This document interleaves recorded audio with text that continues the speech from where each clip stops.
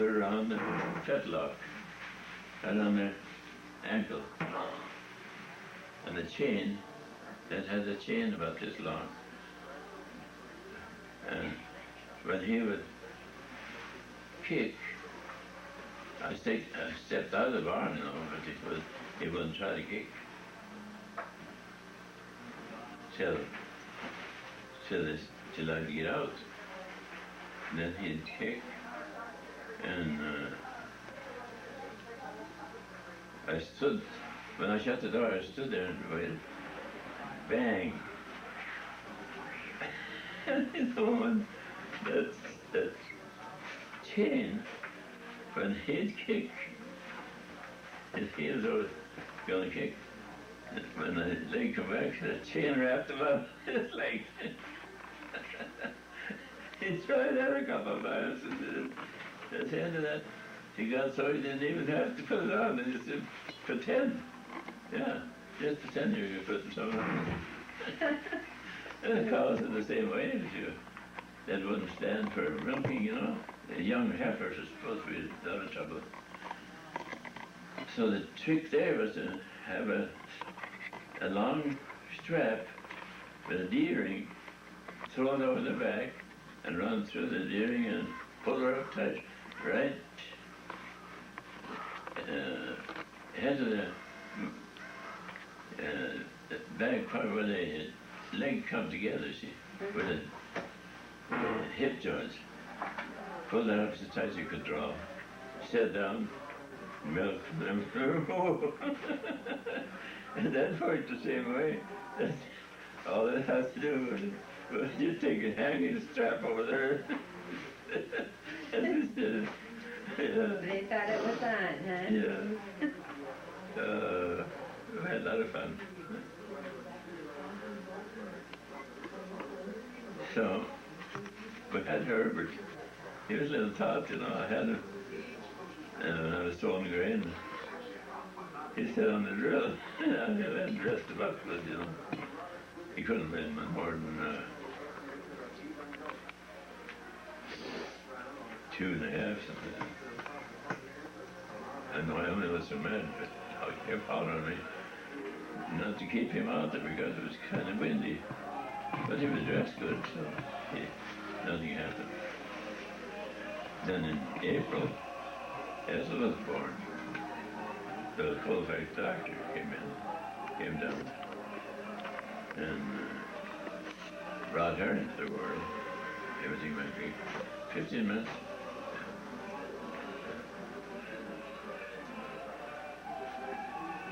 So, we ran that place 22 years. But, you know, there's a time you can't get along, see, every way. Tom was bossy. And he wanted things done the way he wanted. But they lived in the same house, see. So I said, well, that second year, I said, this was all the first year I done the way he wanted. The second year, I said, well, if I'm going to rent this place, I want to do my way. So he didn't like that, you know.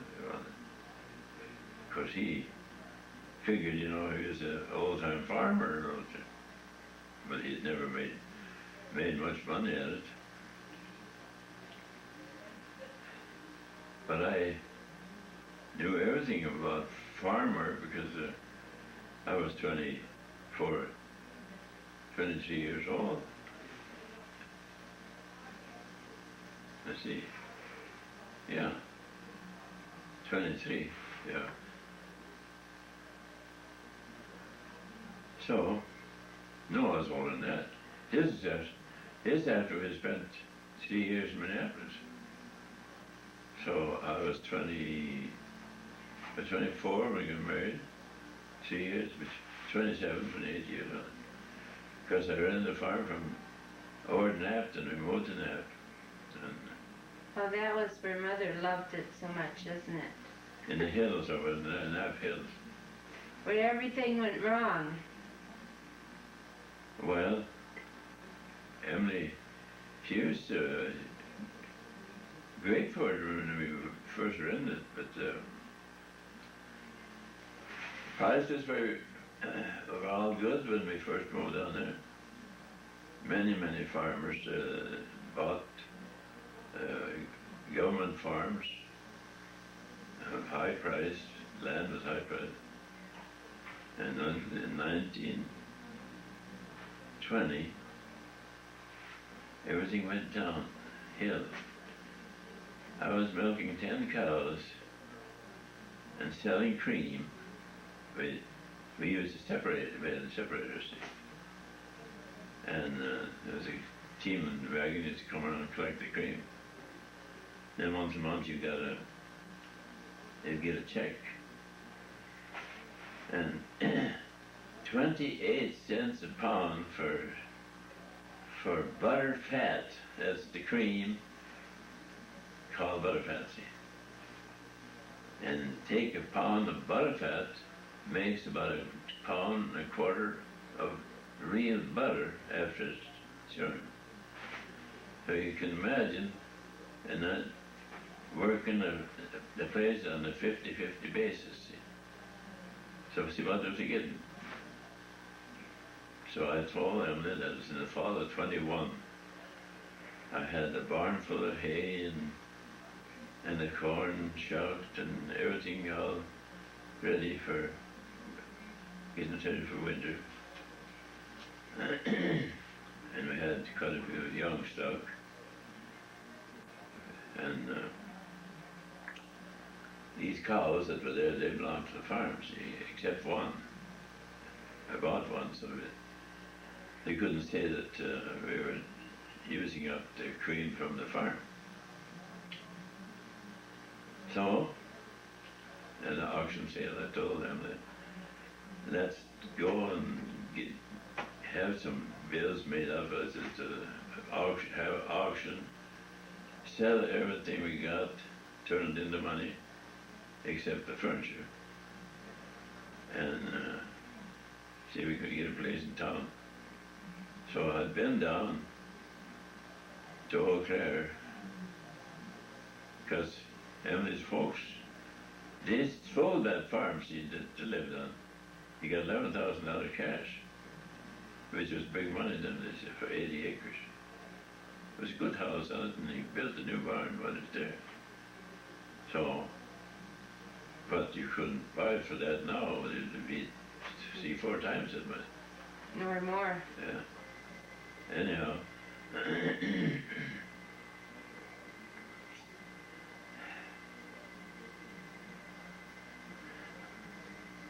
You want to take a break here? Huh? You want to take a break? Yeah, I'm taking it away. What do you do, push a button? Yeah, I can just shut it off here for a little bit. I gotta have we're living in Eau Claire, see. And so after he sold the farm, he had to find a place where they could live, so they thought they'd go to Eau Claire. They bought that corner lot on 5th and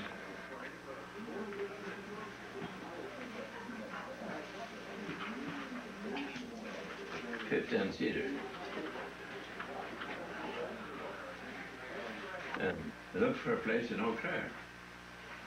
And they found one. $3,000 or $3,500 for that corner lot. But that house that Georgie Jump lived in, next to the one I built. So Tom says to me, he says, this is a quarter of an acre, he says, on all this land, and he says we could split that in 2. You would have a half. We call it half a lot, but it's a good sized lot for us to build on. So he talked us out to buy that. We had papers made out. And the money I had left from the auction, I used that up then to get started building. There was a building on there that And I fixed that up. I made it livable, plastered all new inside of it. Made it livable, so we had 3 rooms in the move into. And that's where we lived the first winter, I guess, probably the second, out through the summer and through the second winter, I guess. Because we had to, we wanted more rooms, built them. So I didn't get it, well, I got some work to do, shoveling snow and work on the ice. At that time, they put up ice before refrigeration. So, kept busy with that. And we brought everything from the farm, lots of potatoes, plenty fried chicken. They were laying eggs on the way down on the truck. So, and the neighbor on the buy chicken and sell them on 50 cents. That was a good deal, 50 cents. Anyhow, I got on. Okay, so then, in the spring, then, see, this is in 21 when they moved down.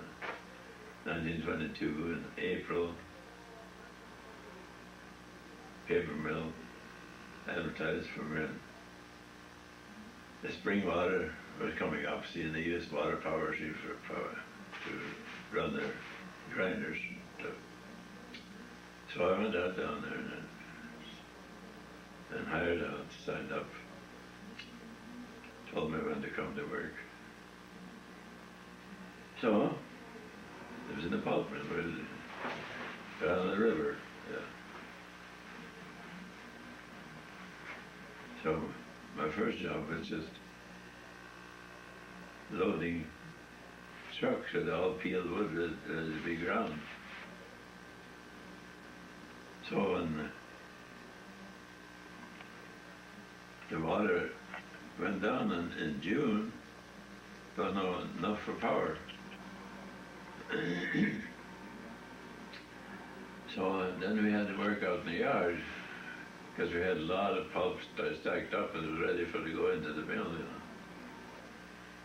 So I had working days, the 10-hour days, 41 cents an hour, $4.10 a day. Gee, that was big money, So there were neighbors around there, neighbor women, working at the furniture factory. That was just north of Randall's, just on that street. Oh, shell, they've been there 100 years. It never got fired though. It's a regular fire trap. So she went down and asked for a job. Yeah, sure. 18 cents an hour for 10-hour days. Sanding and polishing, the furniture. They made nice furniture there. So she worked there till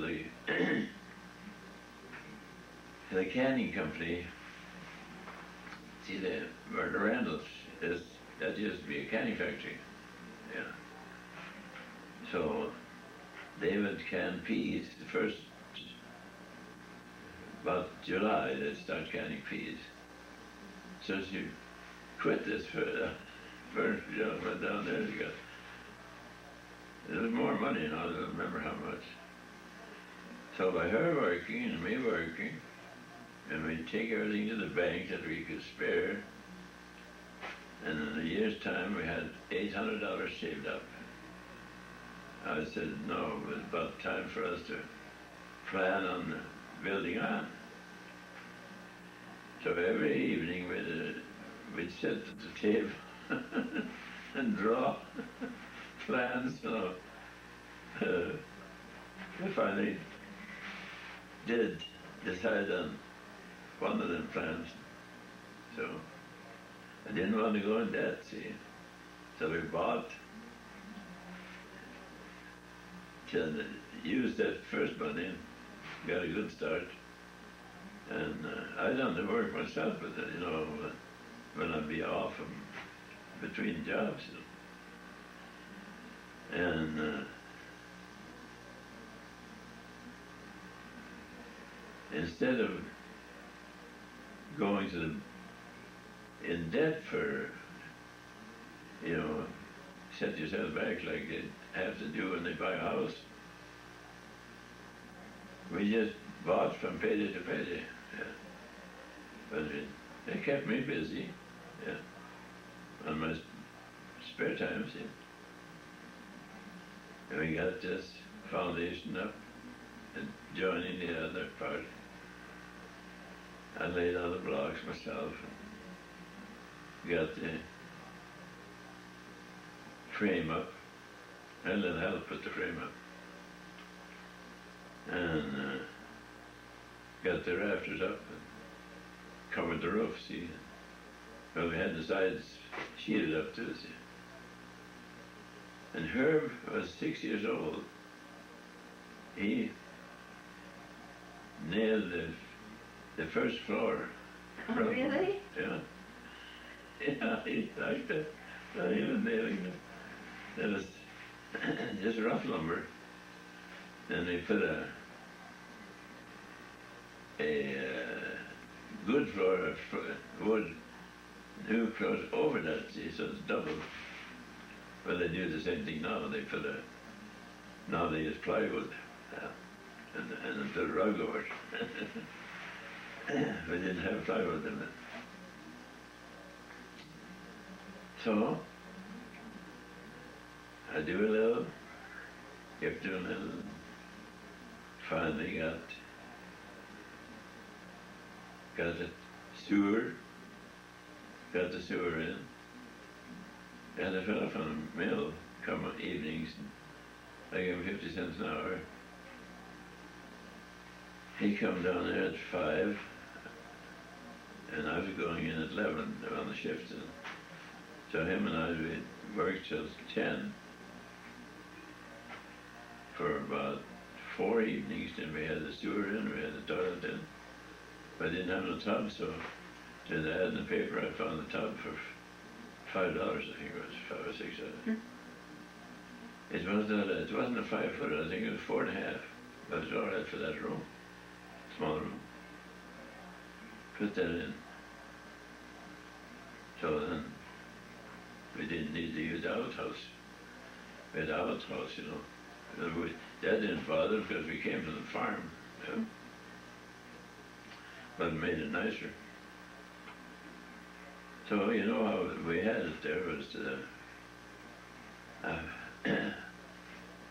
living room, that's what we built down, living room and bedroom. And then up 3 bedrooms upstairs. So it was a 4-bedroom house after we got it finished. And it all finished up, we lived in it 30 years, I think, yeah.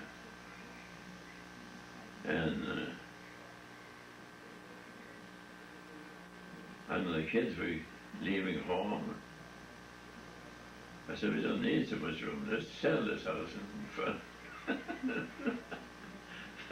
That was a mistake though to begin with, because when we bought that other little house, the grandkids started coming. I says, that's why I had to fix up the attic. Sure. That was the stair. We were going up there. That stair was already in there. So I fixed it up the best I could and made a good room up there and put in a couple of beds. Then we started.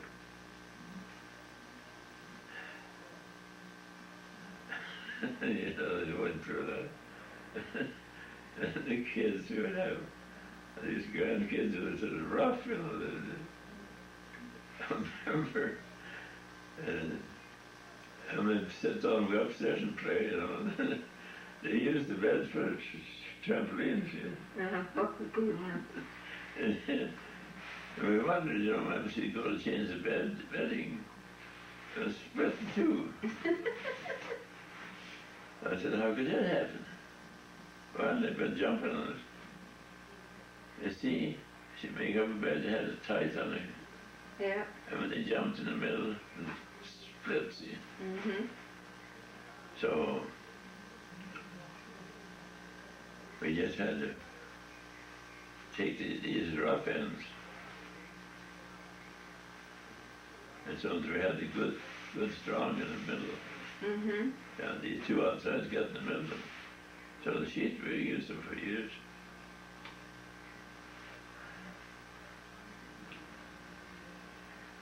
So there was a lot of heartaches and a lot of worry, depression.